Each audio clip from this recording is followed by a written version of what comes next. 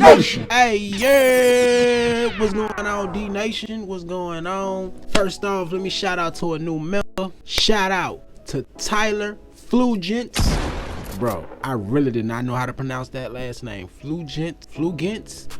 Shout out to you, my boy. I appreciate you for joining the nation.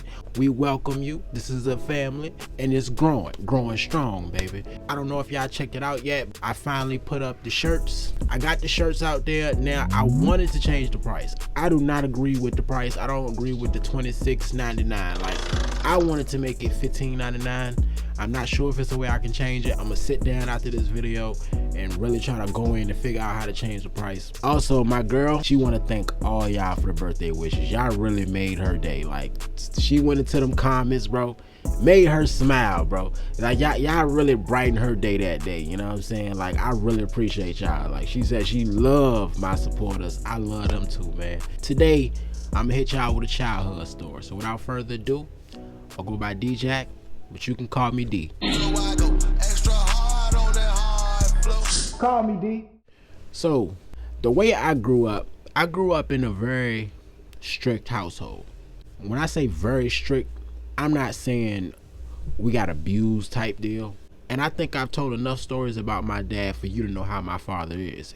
Anybody new to the channel and you don't know what I'm talking about, check back into my old content. I got a few videos about my father. That way you understand where I'm coming from when I say that. Because I don't want to go back there and run down about how my dad is, you know. Now, of course, my mom, she was a hard ass too.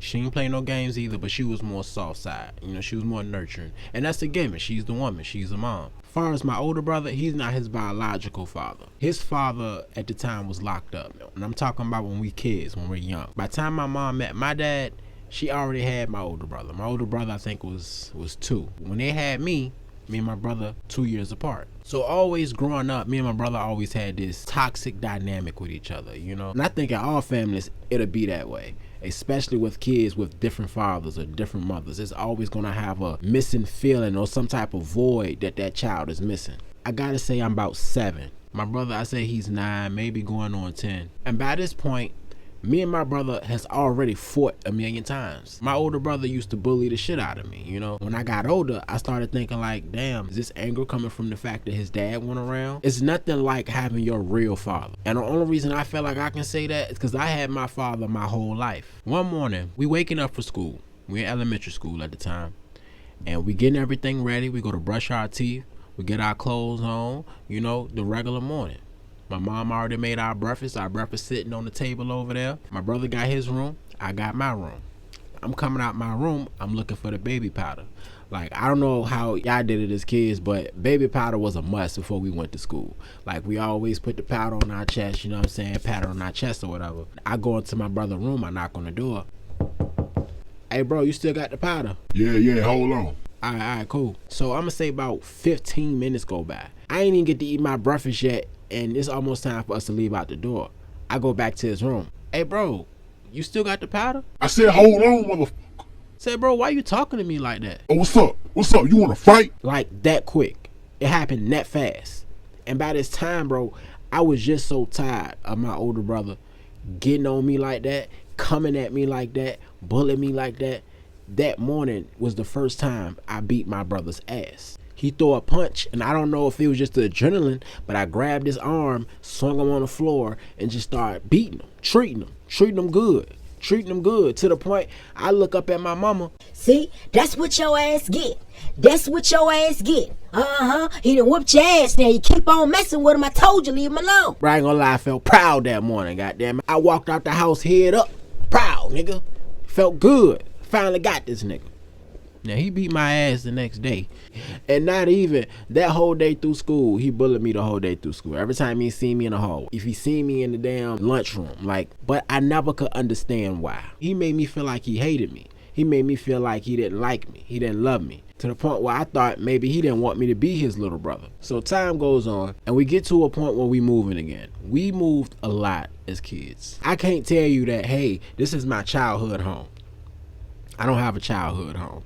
I mean, I got base homes that we went back and forth to, like a grandma house or something, but I don't have a home where I can say, hey, This is the house I grew up in. Now, I've seen movies where people go back to their childhood home and they go back in the house and it's all decrepit looking. You still see old stuff on the walls that you put when you was a child. I didn't have that experience because we always moved.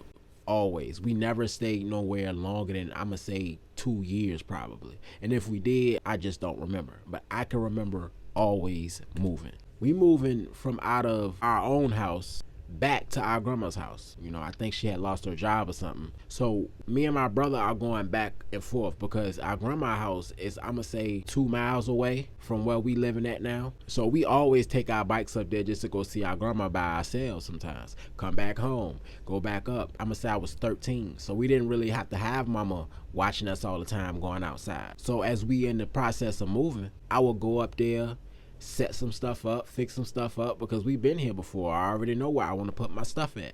I go back up there and my whole room is tore up. My whole area in the room is tore the fuck up. Everything all over the place. My papers ripped up from school. My bag, he cut the damn buckles off my bag. He done threw my jeans in the toilet. I was sick of him. I said, I bet. I said, I'm gonna be petty. My brother is a big music fanatic. He loves music. Not to the point where he does music like I do, but he just loves listening to music. He used to collect music a lot. When CDs was out, bro, he was the CD man. This man had stacks of CDs in his room, stacks of DVDs. Like, he collected them shits and kept them in good condition. And he collected speakers. He had a speaker system in every apartment or every house we went to. So after he did this to my room, I rides my bike back to where we still living at, but that we about to move out of, and I go in his room and I cut the wires on all his speakers. I didn't just cut it a little bit. No, I went to the roots of the wire. So ain't no way that you can split the wire and still do. No, I went to the root and cut every wire off his goddamn speakers. This man came back and was heartbroken. I was expecting him to go into a. He didn't do that. I ain't never seen my brother this calm about something this serious. He walked in the room. First thing he do is he go cut on his music. No volume was coming out. Turn it up, turn it down, cut it on, cut it off. He go check his speakers and he see the wire cut. Because when I cut the wire, I took all the wires. I didn't leave the wires. I was gracious enough to clean up behind myself now. I ain't trifling now. I picked up the wires just in case he figured out a way to rehook the damn wires, and I said, nah, I'm taking these bitches. And I threw them out in the woods in the backyard. He go in my room. My room was connected to his room. You know how a hotel room is? How the doors connected? Our door was connected to each other. So if he opened his door, he opened my door. He go to my door. He get in my walkway. You cut my wires on my speakers, bro? Yep. Sure did. What's up? You want to fight about it? I was ready at that time, bro. I'm so used to fighting him now. It's like, bro, what's up? Win, lose, or maybe. I don't give a f. Let's do it. Because I'm so sick of your shit. And he just turned around and walked away. It scared the shit out of me. It scared the shit out of me because I was expecting him to fight. He walked away. What? I'm thinking this nigga about to go get a knife or something. I thought he was about to go pick something up and bash me over the head with it, like dead serious. So I get up and I slowly walk. Trying to peek around the corner, seeing what he about to do. He could just go sit on his bed. I fucking hate you, man. Yeah, well, I hate your ass too. With your no daddy having ass, nigga. Nigga, that is my dad, nigga. Yeah, alright, whatever. Now, I know I was wrong for that, but that's what I would do to get under his skin. I really didn't have no wins with him. So I figured out some way to hurt his feelings, because I always felt like he could hurt me, but I couldn't hurt him back. And I ain't say this just not one time. I've said this a few times to him. Every time I feel like I want to hurt him and I can't do it physically, that's how I would do it. My dad was his dad his whole life. My dad was in his life since he was 2 years old. So my mama come in, she sit us both down to talk to us. Corey, you know you dead wrong for messing that boy room up like that. No. Look, just listen. I need both of y'all to listen and no talking. Alright. This what we gonna do. Demond, don't touch no more of your brother's things. But no. Not just say no talking right now. That's what I just said. Don't make me turn up. My attitude worse than both of y'all's. What's up? Alright, Mom. I'm good, Mom. Whether y'all like it or not, y'all brothers. Different daddy, same daddy, different mama, same mama. It don't even matter because y'all are brothers. First, after we move, We gonna have to get some straightened with this. Until y'all talk this out and find a common ground, y'all not coming out this room. We probably sit on this bed for like 30 minutes before anybody say anything. And the only reason anybody said something is because my phone started ringing. At the time, I had this little prepaid janky ass phone, like it was minutes and everything. It dings. Where you get that from, bro? You got a phone? Oh yeah. Nah, I stole this junk, bro. Your ass always stealing. Your ass stole before. Nigga, your ass always stealing though. Yeah, whatever, nigga. Yeah, she trying to meet up right now, man. Who that is? Wouldn't you like to know? Whatever. We even sit there and talk for another 10 minutes or so, and by the time we finish talking, we about to rock out the room. My mama come walking up the stairs. Oh, I know y'all done talked if y'all walking out that room. Yeah, man, we talk. We good. What y'all talk about? Mom, we talked. We talked. Do you really want us to tell you everything we said? Alright. I'm gonna be watching y'all ass. Love you. She go in her room. I go outside and I go meet up with this girl. We didn't have many problems after that. We would still fight here and there, but it was way less. And a lot of times through life, getting bullied by my brother, being bullied at home, made me project that outwardly to other kids outside of my house. I had a best friend, and I always went to his house every single day. I always had a chip on my shoulder. I always felt like I had to overpower another kid to make myself feel big again, to make myself feel human again. Anytime I felt like this best friend of mine was getting out of line, I beat his ass. I slap him up. I push him to the ground because I was being bullied. So that term, bullies were bullied first, is true. I didn't even know why I was doing it. I don't even know why I started fighting on him like that. But now that I'm older, all I can remember is I was getting beat up at home, so I left home and beat somebody else up. I couldn't beat him up, so I had to gain that power back somehow. And it was one morning, we all at our bus stops waiting to go to school.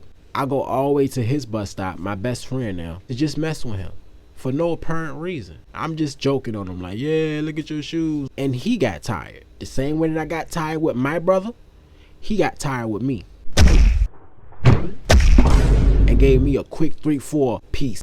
Bro, I didn't even see it coming. He hit me so fast. Oh, for real, bro. Leave me alone.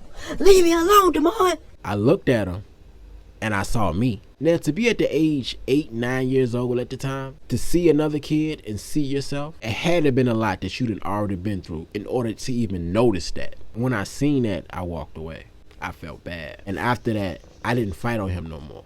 It wasn't a bully situation to where I got my ass whooped, so now I know not to mess with him. But it was like I got my ass whooped and I felt bad about even messing with him in the first place because I know how I feel to be in that situation. I know how it feels to be on that other end of them punches and not feel like you can do anything about it. And around this same time, a couple months later, I think I'm in the 4th grade, and I had a best friend named Frank. And me and Frank, we was super tight in school, and we had another best friend named Anthony. You know, shout out to you, Anthony. Anthony, he doing life in prison right now for a murder.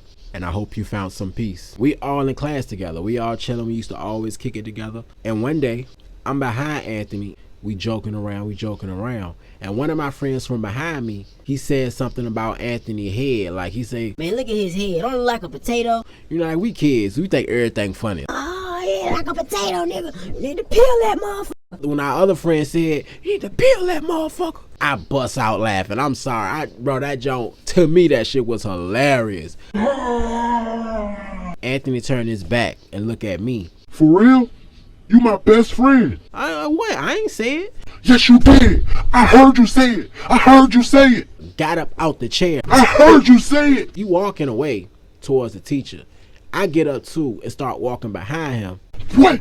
I don't know if he grabbed me or pushed me or whatever, but I grabbed him too, pushed him. He fell and he hit them desks super hard.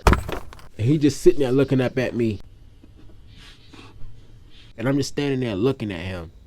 And I felt this power come over me. That same feeling I felt when I was bullying my best friend at his house is that same feeling I felt just now when I pushed my friend on them damn desks. So after that, I almost got greedy with that feeling. I got to the point where I was on some I don't give up shit. I was still going home and getting beat up half the time. So when I would go back to school, I found another victim. This last time, and this was the last time I bullied anybody.